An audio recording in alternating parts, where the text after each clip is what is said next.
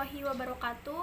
Perkenalkan, nama saya Luluk Nur Fitria Fadila dari kelas 11 IPA 3. Saya di sini akan menjelaskan tentang peristiwa Rengas Dengklok. Peristiwa Rengas Dengklok.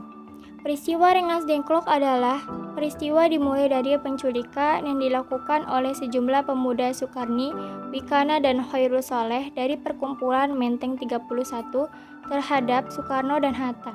Peristiwa ini terjadi pada tanggal 16 Agustus 1945 pukul 03.00 WIB. Soekarno dan Hatta dibawa ke Rengas Dengklok, Karawang untuk kemudian didesak agar mempercepat proklamasi kemerdekaan Republik Indonesia sampai dengan terjadinya kesepakatan antara golongan tua yang diwakili Soekarno dan Hatta serta Mr. Ahmad Subarjo dengan golongan muda tentang kapan proklamasi akan dilaksanakan. Kronologi peristiwa Rengas Dengklok bermula dari berita Jepang menyerah tanpa syarat kepada sekutu tanggal 14 Agustus 1945. Penyerahan tanpa syarat itu terjadi setelah kota Hiroshima dan Nagasaki dibom atom oleh Amerika Serikat. Berita terkait Jepang tersebut didengar oleh para pemuda yang bekerja di kantor Jepang. Mendengar peristiwa itu, para pemuda bergerak mendesak Soekarno-Hatta mempercepat proses proklamasi kemerdekaan Indonesia. Selanjutnya ada peta Rengas Dengklok. Lalu ada tanggal kejadian Rengas Dengklok. Yang pertama, peristiwa Rengas Dengklok terjadi pada tanggal 16 Agustus 1945. Yang kedua, ada Soekarno-Hatta diculik oleh para pemuda dibawa ke Rengas Dengklok. Yang ketiga, di Rengas Dengklok terjadi kesepakatan antara golongan muda dengan golongan tua. Yang keempat, golongan muda diwakili oleh Ahmad Subarjo dan golongan tua yang diwakili oleh Soekarno dan Hatta. Yang kelima, ada kesepakatan itu berisi tentang pembacaan teks proklamasi kemerdekaan Indonesia. Selanjutnya, ada kesepakatan peristiwa Rengas Dengklok. Perundingan golongan tua dan muda cukup alot. Terjadi perselisihan terkait pembacaan teks proklamasi kemerdekaan Indonesia. Golongan tua yang diwakili oleh Bung Karno dan Bung Hatta ingin proklamasi kemerdekaan dilakukan melalui PPKI.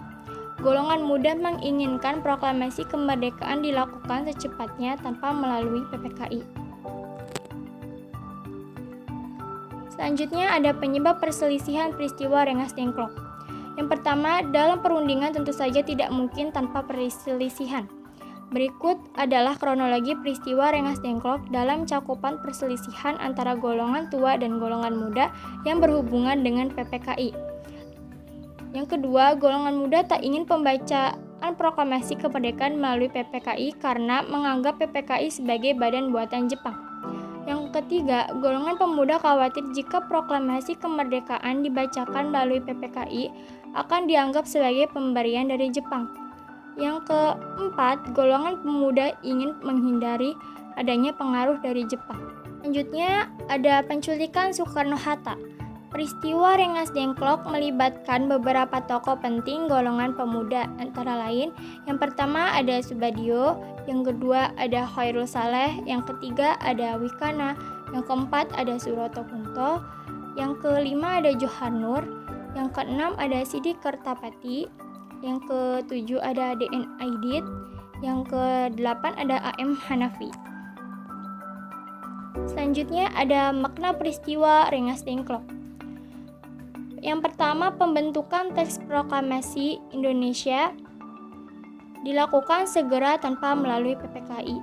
Yang kedua, mendesak Insinyur Soekarno dan Muhammad Hatta untuk segera memproklamasikan teks proklamasi. Yang ketiga, menjauhkan golongan tua dari pengaruh Jepang. Yang keempat, mempertegas bahwa proklamasi merupakan bagian penting dari perjuangan bangsa Indonesia. Sekian dari presentasi saya, kurang lebihnya mohon maaf. Semoga bermanfaat video ini.